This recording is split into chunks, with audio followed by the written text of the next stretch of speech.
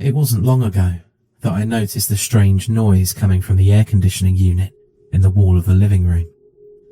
At first, it was almost imperceptible from the other noises such a device would typically make. It started out as a slight clanking sound, only when it was first turned on. I just chalked it up to the age of the apartments and the appliances within. Realistically, they weren't all that old in the grand scheme of things, but without constant upkeep, things break down and fall apart relatively fast. Everything in the place made at least some kind of noise. The washing machine shook, the dishwasher sounded like a jet taking off, and the fridge would kick on every few minutes and hum so loudly I'd have to turn the television up to hear anything over it. So you can see how it wasn't such a big deal for the air conditioner to rattle a little. I put it to the back of my mind as just something that comes with age. That was, until it started making it more and more often. I first noticed it when I turned it on, and the rattling didn't just go away after a second or two. I better tell the landlord so maintenance can come fix this, I thought. After about a minute, it once again stopped, and the thought faded into memory.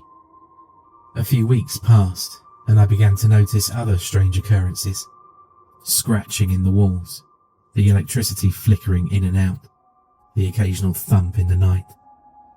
Again, things that could all happen due to the age of the wiring. Maybe a mouse had gotten into the walls, or a noisy neighbour had just moved in. All pretty explainable, I thought. Besides, I worked a lot and didn't really have a lot of free time to do much, so it didn't bother me.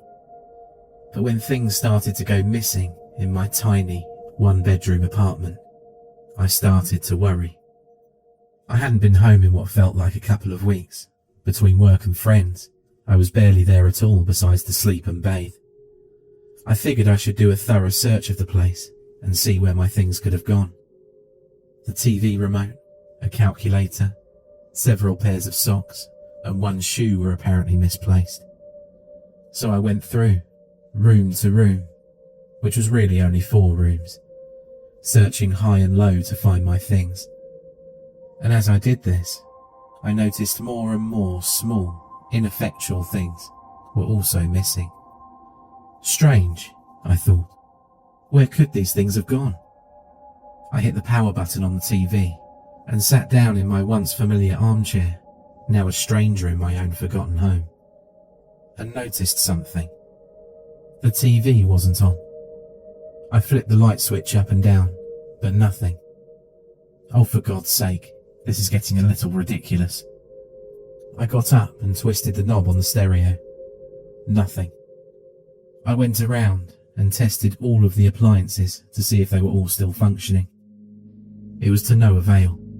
Not a thing in the place was still functioning, except, strangely enough, the increasingly loud air conditioner. It came on with a loud rattle and ran that way for several minutes until it sparked. I heard a loud pop, and then it too died.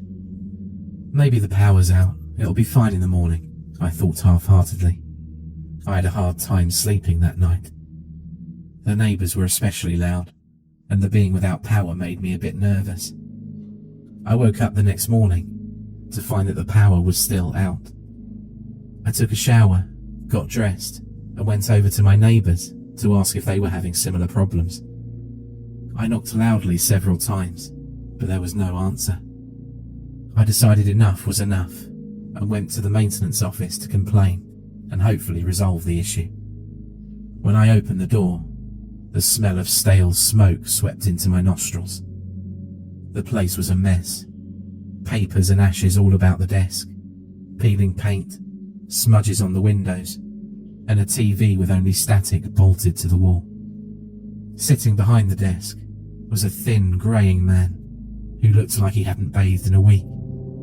I told him about how everything was suddenly not working but the AC unit until it spluttered its last. He gave me a sarcastic look, and with a gruff, he grabbed his toolbox and followed me back to my apartment. You see, I would have called, but for some reason nothing seems to be working, and I don't think the electricity's out because the air conditioner was running and suddenly died. Well, let's take a look at it, he said.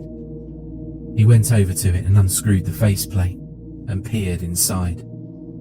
He clicked his flashlight on and went to work unscrewing and checking different things. When he stopped, suddenly, and pulled out a tiny thing attached to a cord that didn't look like it belonged.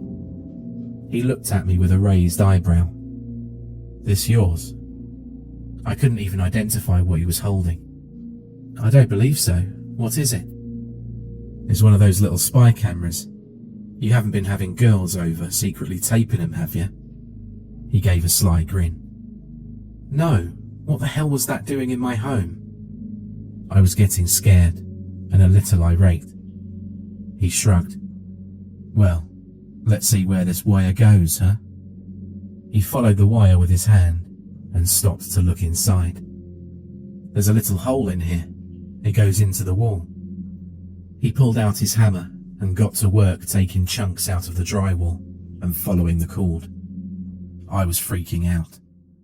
Who put that there? Was this dirty old man watching me? Are there more of those?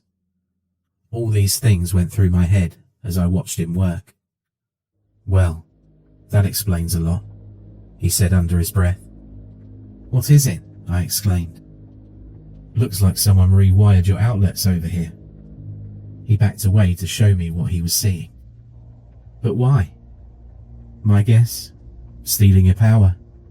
You sure you didn't notice anything?" His calmness put me on edge. I thought back to the odd noises in my walls, the thumping, the flickering lights. What had once seemed such a normal thing had my heart racing. I noticed a few things here and there, but I haven't been here a lot lately. I thought it was just an old place. He gave me a skeptical look and continued following the ever-expanding bunch of wires and cables throughout the place. Some wires would branch off to more tiny cameras, hidden in vents and just in the shadows. One was even wired into the eye of one of my pictures. How have I not noticed these? My heart was beating faster and faster as he discovered more.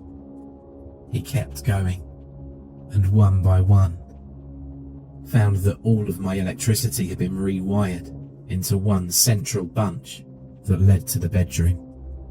My heart stopped. How long have these been here? Not long, I'd say. We check all the appliances and outlets before we rent the places out. Well, where does it all lead? He kept knocking holes with his hammer and following the dreaded cables until finally he stopped and looked into the most recent hole he made with a flashlight. The space between the walls gets a lot bigger here. I think I can fit in here. I see something glowing just around the corner. He smashed a hole big enough for him to squeeze through and disappeared into my bedroom wall. He appeared a few seconds later with a grim look on his face and his skin pale. He was no longer the calm, apparently fearless man he was before. You aren't going to want to hear this, but there's a little room back there. Bunch of monitors set up all over and all sorts of crap scattered around. Looks like someone was living in there, but no sign of him now. He swallowed hard. This place is starting to freak me the hell out. If I were you, I'd move. I packed my things and left for my mum's that day, not wanting to spend another second in that place. Over the next few days, the police came and investigated the whole scene. They found 20 different monitors, all linked up to VHS players in that little room in the walls. Surprisingly though, no tapes were ever found, and neither was the thing that had been watching me all those nights. A few weeks had passed, and a box arrived on my mother's doorstep. It was unlabelled, but inside was all the little things that had gone missing in my apartment. I also found a dirty, ripped piece of paper with a barely legible message scrawled on it. I like your new place much better.